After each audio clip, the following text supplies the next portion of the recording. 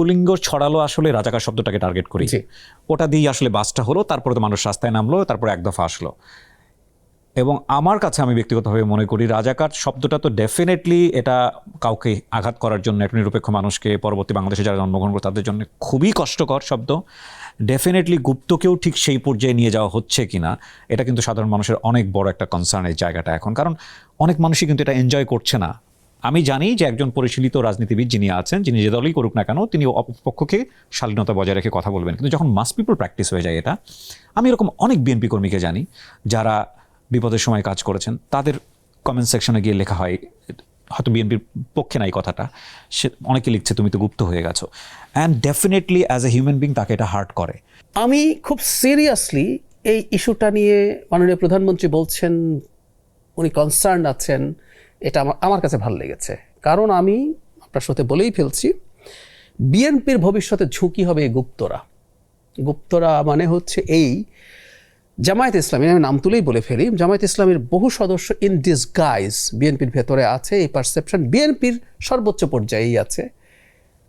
এতে একটা সমস্যা আছে, এই সংকটটা নিয়ে আমি একটু কথা বলবো।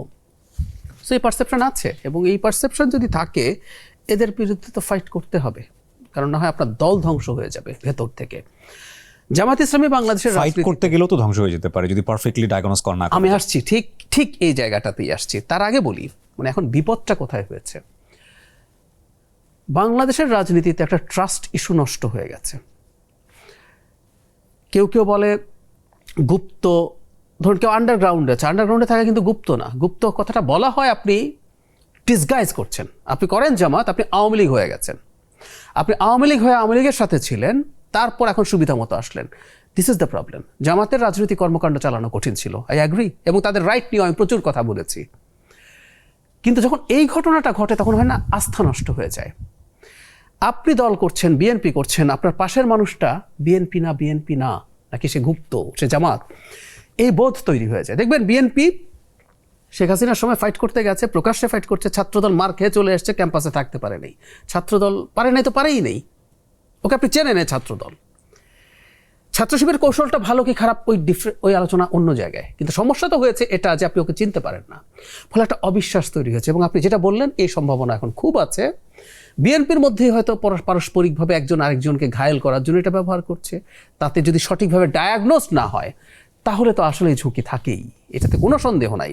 এবং এটাই খুবই মর্মান্তিক ব্যাপার বাংলাদেশের জন্য, এই ধরনের কাজ করা, যেটা দিনের শেষে মানুষের পরস্পরের প্রতি লিস্ট একটা বিশ্বাস, আস্থা। ঠিক এই জায়গাটা আমি একটু ফোকাস করে আপনাকে বলতে চাই, এত সেন্সিটিভ, এত ইম্পর্ট্যান্ট একটা বিষয় যখন এটা মাস পিপলের কাছে চলে গেল, এটা তো শুধুমাত্র ওই নিউক্লিয়াস জায়গাটাতে থাকে নাই যে আপনি ডায়াগনোস করবেন কার মধ্যে এটা সমস্যা আছে, কোন রাজনীতিটা সমস্যা আছে, লাইক এটা সেন্ট্রাল বডি হয়তো এটা ডায়াগনোস করছে।